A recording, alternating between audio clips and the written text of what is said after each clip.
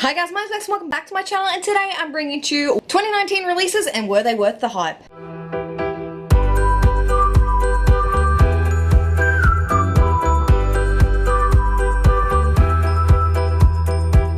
With 2019 at a close, we are now in 2020, and I think it's really important to reflect on 2019 and importantly 2019 releases. There were a lot of hyped books this year, and I decided to dive into 6 really hyped books and let you guys know whether they are worth the hype. In BookTube, we are just surrounded by hype constantly, and a lot of books get the hype and a lot of books are underrated, but let's focus on the hyped books today, and I want to tell you my thoughts on 6 specific books on whether I think they were worth the hype or not. So let's get into it. The first book I want to talk to you about is Daisy Jones and the Six by Taylor Jenkins Reid. Since The Seven Husbands of Evelyn Hugo came out in 2018, Taylor Jenkins Reid has been a really hyped author. So the release of Daisy Jones and the Six in 2019, it was all over BookTube. It follows a girl named Daisy Jones and a band called the Six that come together, and it kind of follows their journey until their breakup in 1979, and nobody knows why they broke up. And this tells their story. It is told in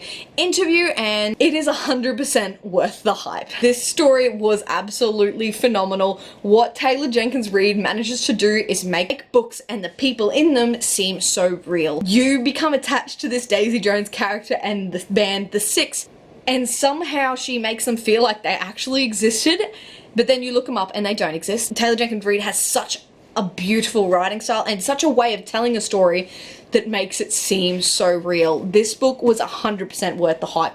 Although it didn't meet the level of The Seven Husbands and Evelyn Hugo, in my opinion, the audiobook of this is fantastic. It's a full cast, and it just really complements the writing style. And it's set in the 1970s and the 1980s, where drugs, sex, and rock and roll was polarizing, and diving into this world with Daisy Jones was really interesting, and I found this book phenomenal. So 100% Daisy Jones and the Six was worth the hype. The next books I want to talk to you about whether it was worth the hype or not is King of Scars by Leigh Bardugo. This is the first book in the Nikolai duology. This kind of follows on from the Grishaverse that has already been created in Leigh Bardugo's work and surrounds Nikolai and a few others from the other novels that we already read. You have to have read the Grisha trilogy and the Six of Crows duology to go into this one, because it will spoil you if you haven't read it. And this one was 100% hyped. Obviously, a lot of people love the Grishaverse, a lot of people love Six of Crows, and coming after Crooked Kingdom and Six of Crows, Leigh Bardugo's writing just keeps getting better and better. But the question is, was King of Scars worth the hype?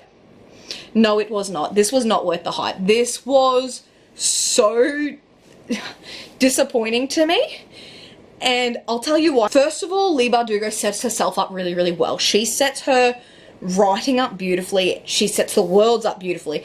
What's really good about this is you don't technically need to know much about the world. She doesn't have to build too much because it's already been built.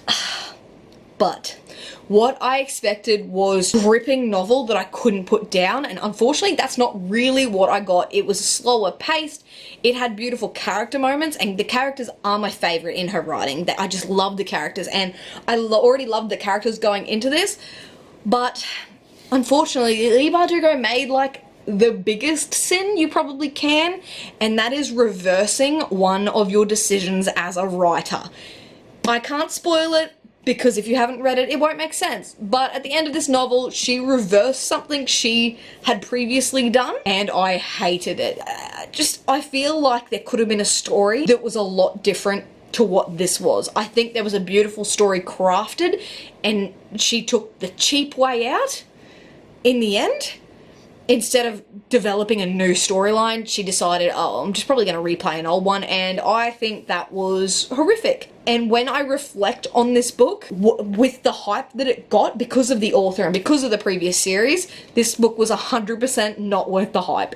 I think this book could have been so worth the hype if it took a unique turn instead of reusing things that have already been done. And I really hated being disappointed by this author, who is such a hyped author by herself, then to produce this, and I was just like, No. Next book I want to talk to you about, whether it was worth the hype or not, is Aurora Rising by Amy Kaufman and Jay Kristoff. This is a story about a guy named Taylor Jones who is at the top of his class at the academy, and basically that means he gets first draft in picking his squad until he decides to go be a hero and misses the draft and is left with the dregs. So that's where this one goes, and it's kind of this ragtag group of people who have to now look after a chick who's been asleep for a very, very, very long time. So that story goes from there. She turns out to be special and they have to actually save her, save the universe. Normal sci-fi stuff. This one was really, really worth the hype. This is one of my favorite books of 2019. It is in my best books. I will leave it up above if you want to go check out what I thought in that video. But I think Amy and Jay are always worth the hype. These are, again, like Leigh Bardugo, really, really big authors that a lot of people know their names and a lot of people trust that they're going to give us good books, and they definitely did in Aurora Rising. What I saw was the authors develop from the Illuminae files which they wrote together. This is a unique story. It is different. What I liked is the authors, you could see they committed to decisions and they moved forward. I saw them grow, and this story was actually really, really fun, and it was really, really funny, and it was about like not taking people at face value, and people are different than how they seem, and it was just a brilliant book. It's like Amy and Jay all the time. They have different writing styles that are kind of thrown in as well, which I love, and their characters are just always memorable and always entertaining, and I 100% think this is worth the hype. This is one of my favorite sci-fis, and it was just a really, really good time. So 100% a 2019 release that had a lot of hype that was worth it. The next book I want to talk to you about, whether it was worth the hype or not, is Wicked Saints by Emily A. Duncan. This is a story about kind of a girl named Nadia who can hear gods in her mind. It is also about a prince who is surrounded by assassins and a monster. And this story you can find in my worst books of 2019, and this definitely was not worth the hype. This book is 100% a rip-off of the Grishaverse. It doesn't even like pretend not to be, which is fun. It is pitched as bloody and brutal and murderous, and it's just underwhelming. It's kind of this play on like the old gods and like blood magic and the two kind of fighting, but it really didn't go anywhere. The pacing was awful, the writing style was awful, and ultimately it was just a rip-off of a better series. So, and that's saying something, because the Grishaverse isn't like the best shit I've ever read in my life. It's pretty okay. So it kind of tried to skate along and was just a shittier version. So yeah, didn't like it. If you'd like to hear me rant about it further, up above you can find my worst books of 2019. This is not worth the hype. It is not worth your time. Now, the next book I want to talk to you about is Sorcery of Thorns by Margaret Rogerson, and this follows a girl named Elizabeth who has grown up in one of the great libraries of Ostermere. She is studying to become a warden. She wants to look after the grimoires, because these grimoires, if not looked after properly, can turn into grotesque monsters of ink and leather. But one day Elizabeth awakes and one of the grimoires are out, and she ends up getting herself into a lot of trouble. She's torn from her home and kind of wrapped up in a conspiracy. Now, don't let this pretty average cover fool you. This is 100% worth the hype. I freaking loved Sorcery of Thorns. This was a really fun YA fantasy to read. I liked the characters, I liked the whole premise, and I think any book that's kind of set in the library, it's really ticking off things for book lovers. And this one did not let me down. All the characters in this I thought were fantastic and fully fleshed out.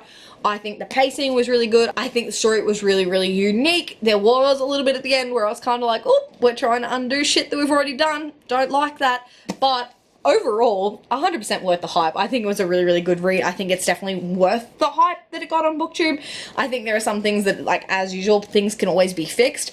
But it did a really, really good job, and it kind of made me want to read more of Margaret Rogerson's work. I really connected to this story. I really connected to the writing style. I listened to it on audiobook as well, I think. I kind of flipped between the two, and yeah, it was just enjoyable. I think it got a lot of hype being in one of the book boxes as well. It was in an Our Crate box, but it was worth it. It was a great read and I highly recommend it to a lot of people. And the last book I want to talk to you about whether it was worth the hype is Again But Better by Christine Riccio. This story is about a girl named Shane who is kind of doing college all wrong. She has no friends, all she does is study, so she kind of wants to do it again, and she goes overseas to travel abroad and decides she's going to be a different version of herself. She is going to make mistakes, make friends, and have adventures, and that's what she goes off to do. Christine Riccio is the biggest booktuber ever, I'm pretty sure. This book was not worth the hype. This is kind of a play on her life, and I 100% think authors kind of always put themselves into their novels in some way, but this was like a carbon copy, and even down to her username on her blog was just a play on Christine's, and I just thought it needed a little bit more uniqueness. It was really, really hyped because she's a booktuber and I always want to support other booktubers, but it just wasn't really good. I also think it had cheating. It kind of blurred the lines a little bit there, which I didn't enjoy and I don't think should really be promoted to young adults. But yeah, it just did not live up to the hype. It was probably my most disappointing read. It wasn't the worst, but it was my most disappointing read of the year. And I think the hype was incredible considering that the book just wasn't that great.